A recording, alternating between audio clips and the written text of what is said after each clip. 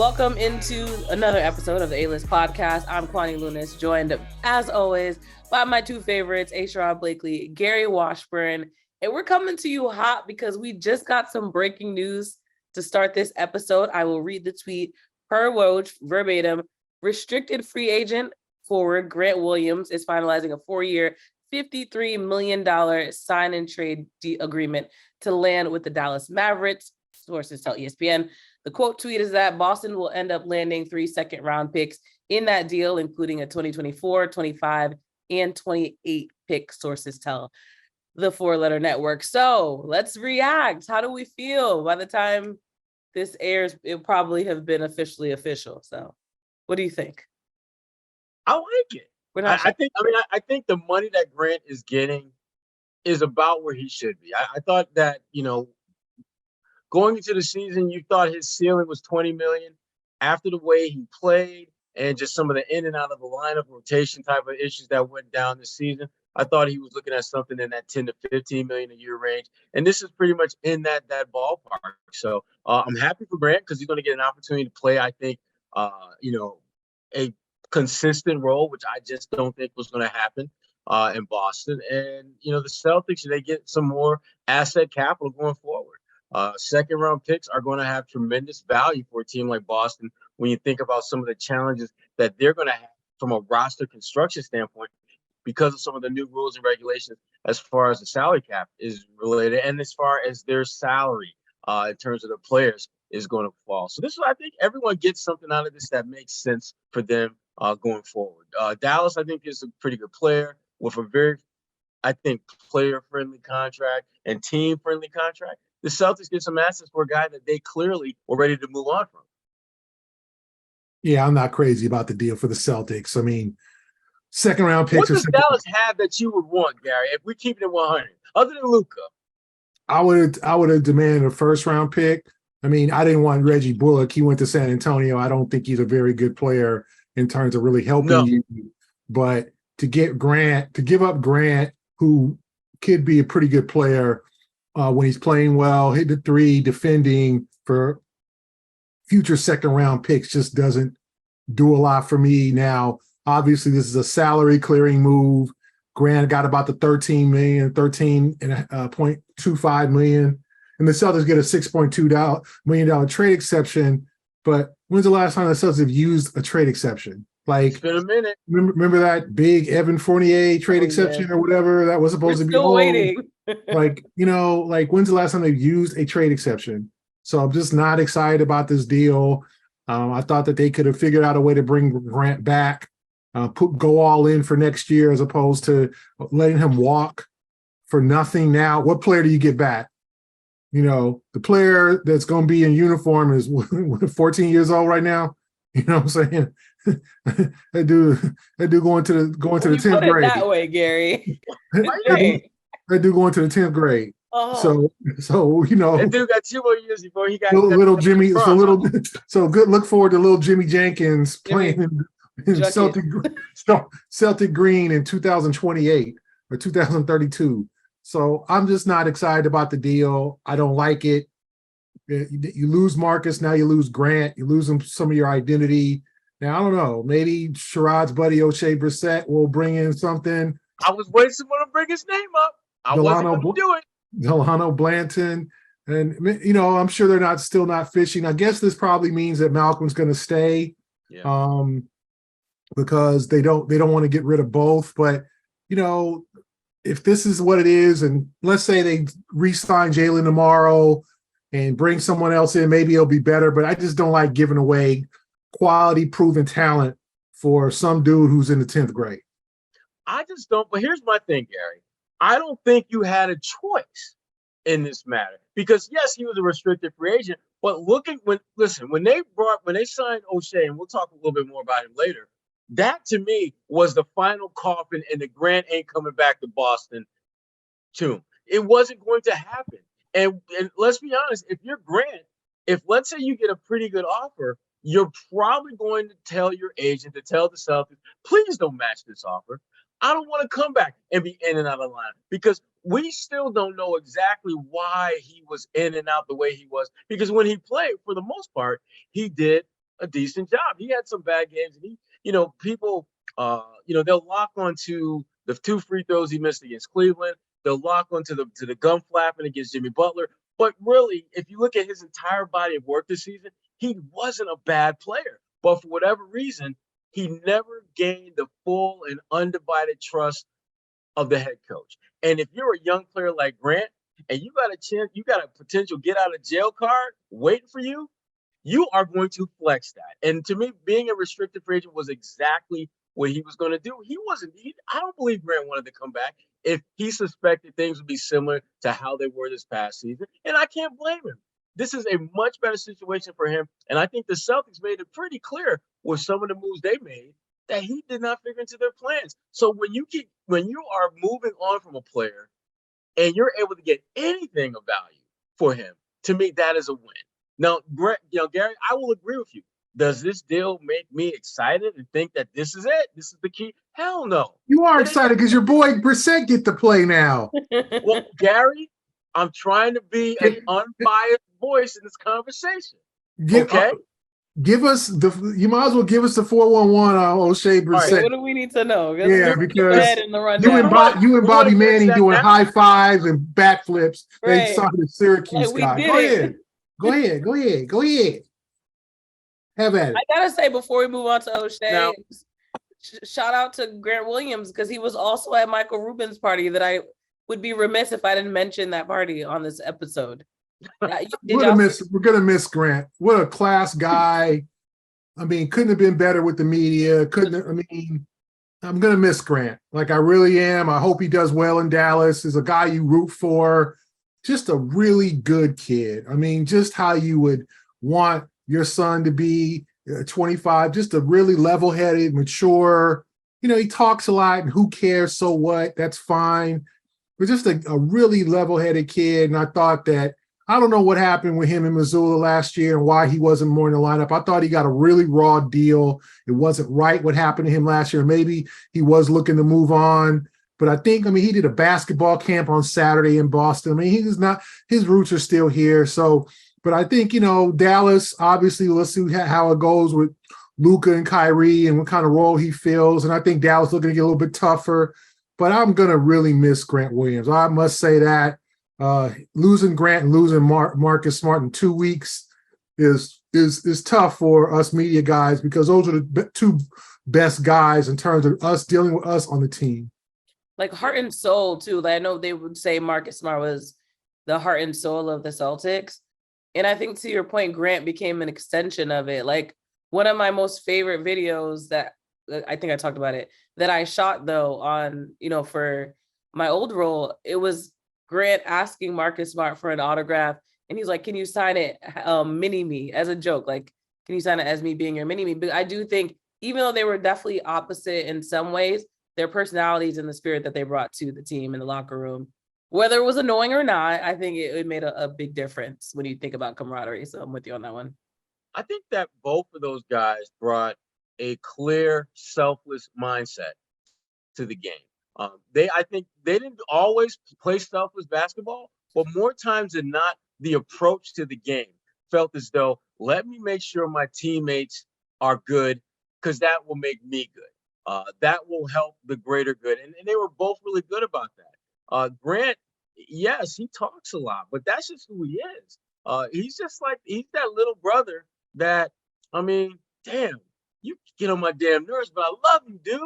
You family. I bet he, on his report card, it said a very smart kid, but he talks too much, because that's what I got on my report card.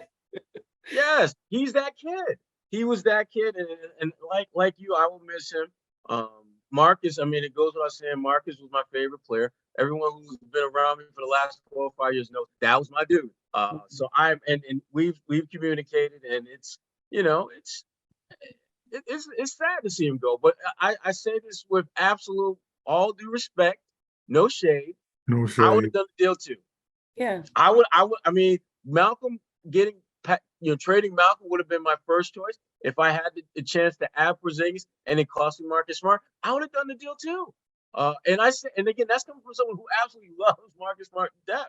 I just think that you had to do something to significantly change that dynamic that you had among your big three. And let's be honest, if you look at Porzingis as your number 3, how many number 3s are better than Porzingis in the NBA? The third option, the clear, undeniable number 3 option. There aren't that many, if any, at all. So I would have done the same deal. But as far as Grant is concerned, I like him in Dallas because I think Dallas, they really needed someone who was about glue, just someone who could just fit in and doesn't really necessarily need the spotlight to be on them and plays both ends of the floor. Christian Wood, great scorer, pretty good defender. He needs the rock to be effective, and he wants the rock, and he is not shy about letting you know that. Kyrie, we all know how Kyrie is. He's Kyrie. And Luka, he's going to have the ball line in his hands as well. So for Grant, this is a get in when you fit in type of situation, but you know you're going to play. And I think for Grant, that's the key for him at this point. Getting in a situation where he's going to get on the floor and get steady minutes night in, night out. And he's going to get that in Dallas. Take your first swing at betting MLB on FanDuel and get 10 times your first bet amount in bonus bets, up to $200. That's right, just bet $20 and you'll land $200 in bonus bets, win or lose. That's $200 you can spend betting everything from the money line to the over-under to who you think is going to hit the first home run. All in an app that's safe, secure, and super easy to use. Plus, when you win, you can get paid instantly. There's no better place to bet on MLB than FanDuel, America's #1 sportsbook. So sign up today and visit FanDuel.com/Boston to get up to $200 in bonus bets. That's FanDuel.com/Boston. FanDuel, official partner of Major League Baseball. Okay, I know you want to get into your Oshae conversation, but that's Gary. Gary wants to talk about. You are the one that does. But before why Gary want to talk about my boy? I don't know why he want to talk about. Maybe because Syracuse got some cats who actually play on NBA roster. It's always about Syracuse. Nope. It wasn't even nobody even. How did we get here? Gary, you had a conversation while we wrap up the Marcus Smart, Grant Williams time in Boston. You had a conversation with Marcus. Yes, I did. Yeah, I mean, it was tough. I mean, talk about the conversation. He's still processing. Damn. No, I mean, yes, I did. It was very eye-opening. You know, like he said he was told a week before he was traded that he was good, that he was not going anywhere. I'm sure he knew that the Celtics were looking to make changes, and I do understand his point of, if you're going to throw me into the deal, if Malcolm, let me know that I could be up for trade. He said he found out through his agent, calling his fiance, and his fiance waking him up and telling him about the deal. He felt like Brad or somebody could have called him and said, "Hey man, we're about to deal you." And I totally agree with that. You know, I never know Marcus to be no liar or anything like that. So the fact that he was told a week before, I totally believe. I know people's like, "Oh, that's not true." Nobody, like Marcus ain't never been Marcus ain't never lied to us in 9 years. So I don't understand why people would dispute that. I think it's a ruthless game. It's a business. He understands that. But he was sad. I mean, people at the basketball camp, at the Dana Barrow's club, were all giving him, wearing his jersey, taking photos with him. I mean, he's a part of the city. And so I think he was saddened by the deal. He's excited. I think once he gets to Memphis, once he gets his teammates and all that, he'll be fine, a couple of months. But now he's still going through the damn, they just fucking traded me, and I understand that. And, he's still going to root for the guys, and the one thing he did try to emphasize, he wanted to emphasize, is there's no beef with him and Jaylen. As we talked about last week, he said Jaylen texted him and said he was just as upset as he was about the deal. So it wasn't like he ain't heard from Jaylen or anything. He said Jaylen, and then the point of Jaylen going to his mother's funeral, being one of the first ones to go to his mom's funeral, I thought that was a pretty special story. So you can dispel all the him and Jaylen had beef, and Jaylen couldn't wait for him to go, just stuff that just gets made up. But it's sad because he didn't want to leave. It's sad to see guys like over the years, Isaiah Thomases and guys that we've dealt with who don't want to leave here. they like it. You know what I'm saying? Even like guys like Marcus Morris and guys who just Jay Crowder, guys who loved playing in Boston. And that was especially Marcus. And Marcus has been through so many eras now. Was the senior member of the team. I felt bad for him. And I think he'll be fine. Believe me, he'll make his money. He'll play for a quality team. He'll have a real purpose in Memphis. A real shot in the West too, to be honest. I mean, not as high as a shot, but a legitimate. Yeah, I mean, in Memphis is making changes. I mean, they got rid of Dillon Brooks. They brought in Derrick Rose to help out with Ja. They brought in Marcus Smart. So I think they're going to be a little bit majorly focused and ready to go. Obviously, missing Ja for the first 25 games will hurt, but I think this is a team kind of like on a more mature mission as opposed to just like, hey, we're young and we're good and we're going to beat everybody like that. Those days are gone. They got to be really focused. So I think Marcus will help that. So I think he'll be fine, but you could just see the disappointment. Like, man, and I didn't even know it was coming. You could just tell like he was caught off completely off guard.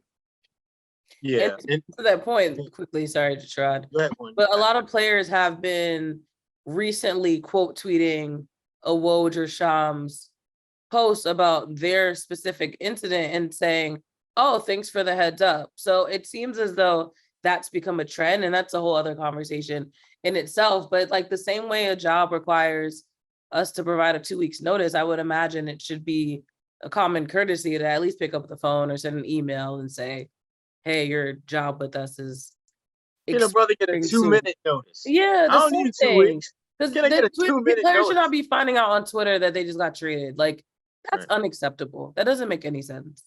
Yeah. Yeah. Business. Yeah. That's just where we are right now. But I will say this about Marcus. I think of all the teams that he could possibly land with, this is the best one. Not in terms of their chances of winning a title, but in chances of him having a role that's significant, prominent, and allowing him to be authentically who Marcus Smart is. I think Marcus Smart had to really kind of reel in who he truly is about because of the Jays. I don't think Marcus was able to just kind of unleash the full Marcus Smart effect because the way this team was built, they were shifting away from kind of that grit and grind style that he loves to play to being more offensive friendly and more finesse than physical and things like that. This is a different kind of Celtics team than the one that he played for in those early Brad Stevens days where they trying to basically keep the score as low as possible and rely heavily on defense to get them over the hump. He's going to a Memphis team where he can basically reinvent himself by simply being himself. That is a franchise that understands the importance of just physicality and defensive-minded leadership. I mean, Tony Allen went from being a role player in Boston to a cult figure in Memphis by simply being a gritty, grimy defensive pain in the you-know-what. Marcus Smart is cut from the same cloth.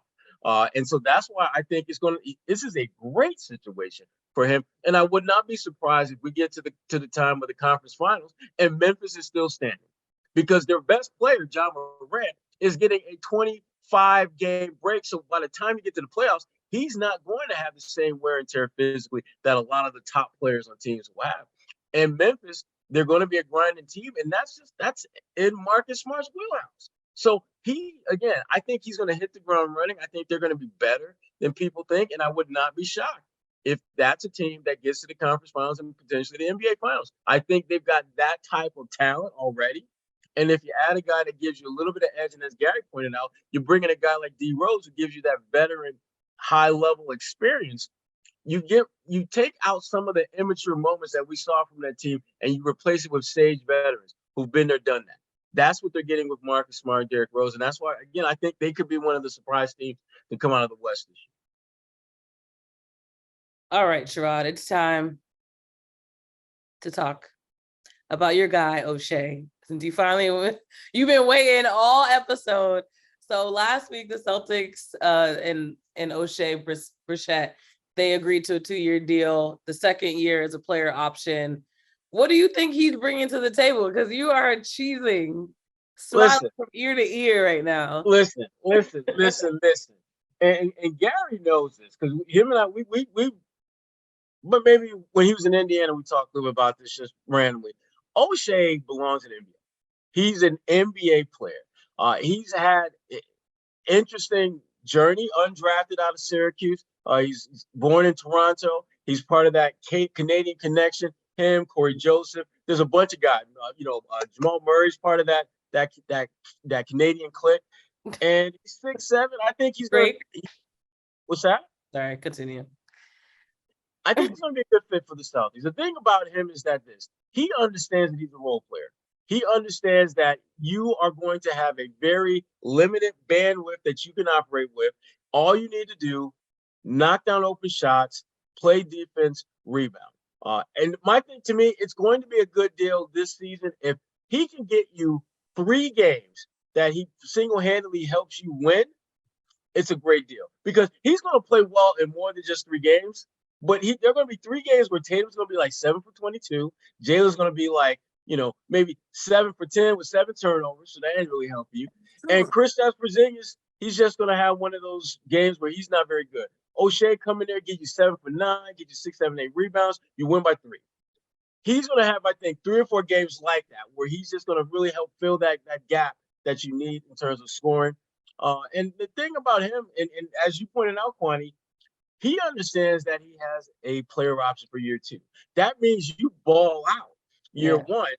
And if they can't afford you or they don't want to pay you what your game is asking, then you leave. You bounce. And I'm cool with that. He has incentive to ball out like he's never balled out before. And the Celtics are getting him at a time where his numbers statistically have dropped the last 3 years in terms of points, but so is his minutes. Did not shoot the ball particularly well this past season, although I think part of that had to do with the fact that they added, some talent that I thought didn't necessarily put him in position to be most impactful. But I do think that he's a guy that should be shooting around 40, 45% from the field, and he's a low to mid 30% shooter from threes. But he has shown the ability to get hot in a hurry. So I think it's a good signing. You're not spending a ton of money to bring him in, and again, you're giving him incentive to ball out this year because he's got that player option. It's a good deal. I mean, I got a whole bunch of other stats and data about him, but I'm not going to get into all that. I got a whole season worth to tell you about. A whole blog post. Go to his website. I'm just saying, 6.1 points per game, 3.4 rebounds, shot 38% from the field last year, 31% on threes. I can tell you about his G League days with the Fort Wayne Ants. Listen, I did my research. This is my guy. This is one of my guys. Okay. And I remember his workout. He worked out for the Celtics leading up to the draft. Oh wow. Okay. It's an okay workout, nothing special. But bottom line is, I think this is a guy that can help you a little bit. But at the end of the day, and we all know this, Tatum, Brown, and now Porzingis. That's your bread and butter. Those are the guys that are going to carry you to victory. But they're going to be nice, but they're not going to be playing particularly well. That's where a guy like my man Oshae Brissett, part of that Canadian clique, come in and give you some good work. Gary, I don't know if you've done as much research as Sherrod, but if you care to I can even tell you about his brother. Together. You want to know about his family? Of an opinion. I got family intel too. Yeah, Sherrod, let's be great. Yeah, I mean, I think he's a solid player. It still looked like his minutes and numbers dropped last year in Indiana. But as Sherrod mentioned, I think they got brought in Eric Neesmith and other guys who kind of soaked up those minutes. So his playing time and his role reduced. And Benedict Mathurin kind of was their 6th man. So I think that they got a little bit younger, and he didn't really have a real definitive role like the year before.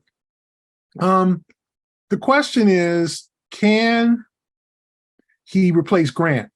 And, it could be a low budget replacement for Grant. 6'7", athletic, can defend, not a great 3-point shooter, as Sherrod pointed out, but he had a much better 3-point shooting season the year before.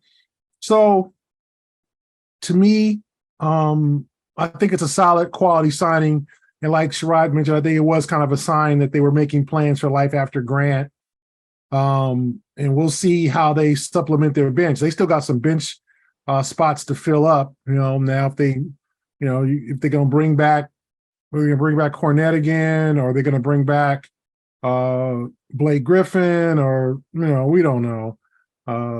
But I think it's a good quality young person. He's just turned 25 a couple weeks ago, so he's still young, athletic. He can give them a definite lift. We'll see. And as Sherrod said, with a player option, he's got something to prove, and we'll see if he uses this situation to prove it. But he still don't replace Grant. I think that's a tough loss for the Celtics. And we'll see how that all works out, down the road. So that being said, the Summer League is moments away at this point. What do you think, if anything, the Celtics will be able to learn about, this is unrelated to Oshae for the record, but like just what will they be able to learn that can help them prep for next season with the rookies, at least the younger players? Because it sounds like depth is still an issue, and Summer League is obviously the exhibition and actually try to work out some kinks. Jordan Walsh is interesting. The kid that they drafted in the second round. I think here's the thing. Rookies have to understand that in order to really kind of stick with teams, you've got to present something to the table that the team does not already have. Mm-hmm. And when you trade away a Marcus Smart, you trade away a Grant Williams, you lose a certain amount of toughness, particularly on the defensive end of the floor. You lose your not only a good defender in Marcus, but the damn defensive player of the year, just a couple years ago. So for Jordan Walsh, if he's able to, I think, show that he has elite defensive skills, that's going to give him a chance to get on the floor as a rookie. They don't need him to be a scorer because they got plenty of guys that can do that. Hell, to me, with a guy like Jordan Walsh, the thing that if I'm the Celtics and I'm thinking about how can I utilize him, I want him to do two things at a high level in Summer League. I want him to defend anyone and everyone that he's matched up with at a high level. And I want him to run his ass along that baseline and be ready to catch the ball around the rim and finish. Because to me, he's one of those guys that if he's able to get easy baskets where he's just cutting to the basket and he's able to defend multiple positions at a high level, that is a guy that you put in your 9-man rotation. That's a guy that you unleash for like 7 to 10 minutes a game, hope to get a couple baskets in that time from him. Because offensively, if he's finishing around the rim, getting easy buckets at the rim, that's going to force that defense to adjust. And what tends to happen is if there's paying more attention to the guy cutting to the basket or running along that baseline, guys like Tatum get more cleaner shots from the perimeter. Guys like, Jaylen Brown might have a better chance at attacking and finishing at the rim. Porzingis is going to be a problem for a lot of teams because he's a 7'3" guy who can play the catch and shoot game, and he can put it a little bit on the floor and pull up. So Jordan Walsh, simply has to find a way to either create offense for himself, easy buckets like cutting to the basket, running on a baseline, or just do those things to open things up for his teammates. He's the guy I'm because we don't know much about him. Like we know, about young fella they had in the G League, Davison, at the point. We saw a little bit of what he could do, but we don't know what the hell Jordan was. I saw him play a couple times when he was in college, but that doesn't mean much. I mean, there's a lot of guys that come to the league, and we know this, that look damn good when they're running up and down in the SEC and the ACC, but you put them against like Minnesota, you put them against teams in the league, and obviously they're like garbage. Different. Or they don't look very good. And there's some guys that come immediately to mind. James Young, loved him, absolutely loved me some James Young. He was not ready. He was not able to play at this level, at a level we thought he could. Where is he now? Is he like in overseas? I was trying to be funny, but is he in China? I don't think he's in China. I don't think he's in China. But he's getting paid. He's getting paid. Last played for the Greek basketball league. Yeah. No, it was one of those moments where you mentioned the name and I was just like, and he should, because he's a good basketball. He's just not an NBA player. Yeah. Is there a delay? What's he doing now? See that? She's doing that hood research, Gary. You see that? You see that? But bottom line is he's a guy that I think you can learn a lot about your team and a lot about what he can do, if much at all, through summer league. Can he help you? That's what you're looking for. Can he help you as a rookie? All right, as you both know, Damian Lillard, he's still on the market, figuring out where he's going to go. Tatum is reportedly a top recruiter. Do you think that's even possible, though? That's what the Twitter tweets are saying.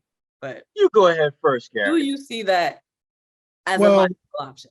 Well, I think that he is trying to get Lillard to consider Boston, but the question is, well, what would Portland want? Number one guy would be Jaylen Brown. So does that mean he hates Jaylen Brown? No, I just think he's trying to get. I think the Celtics start trouble. Exactly. Joking. These is all jokes for legal reasons. This is a joke. I think the Celtics inquired about Damian Lillard because they were like, maybe it will take something other than Jaylen Brown. Maybe Malcolm and Grant, now that's out, but in draft picks or whatever. So it all would depend on what Portland's looking to get back. And what they're going to do in terms of are they going to hook Dame Lillard up, send him to Miami? But they don't want Tyler Hero, right? They don't want an expensive guy who gets hurt a lot and can't defend.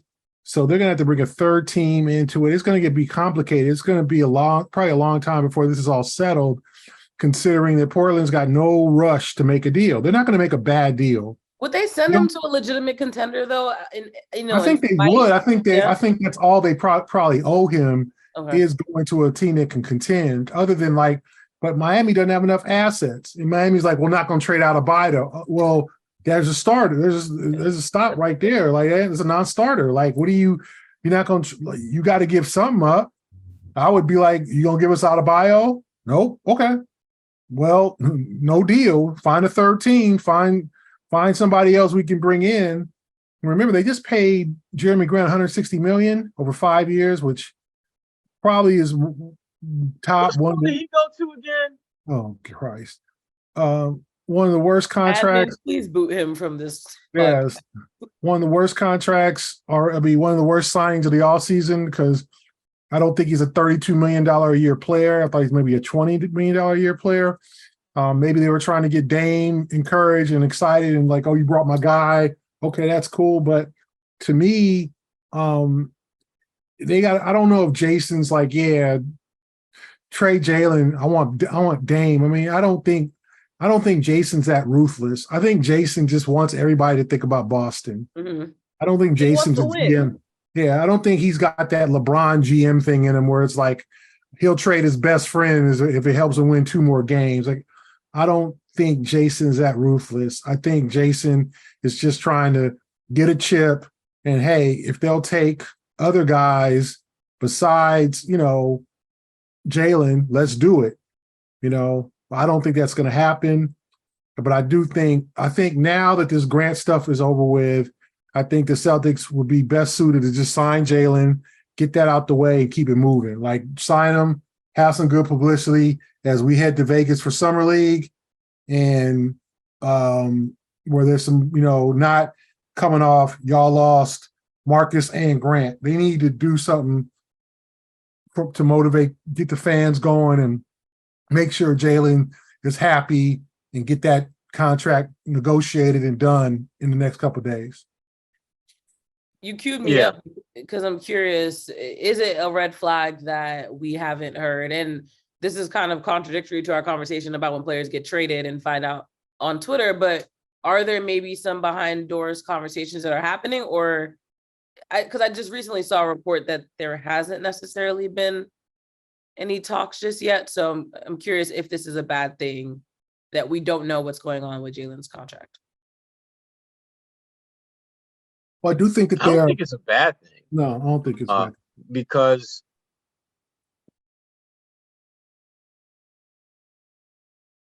you kind of know what the parameters are right now.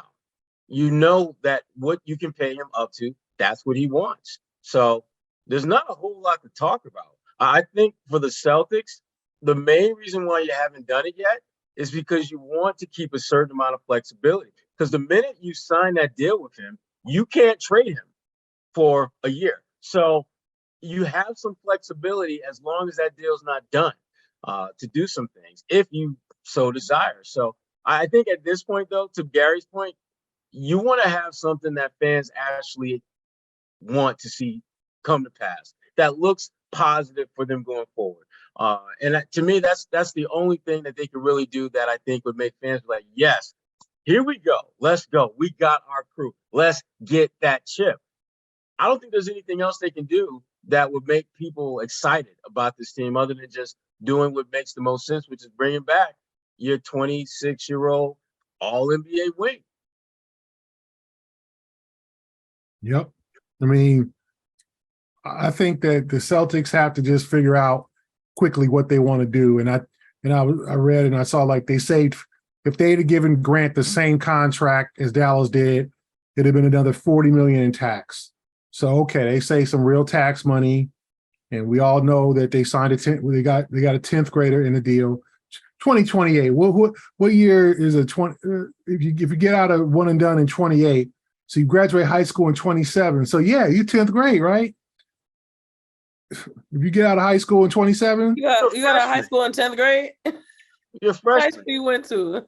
No, I'm talking about like so that California education system something else. No, the kid's 14. He born in 2009. He graduated high school in 2027. And then one and done. So that's So he's 14 years old. So you're saying he's in 10th grade now? Yeah, 10th grade now. Okay. I got you. Celtics got a 14-year-old, 15-year-old in the deal. Hilarious. So, to me, they've got to, make some stuff happen, and they got to supplement this roster. The market is starting to dry up.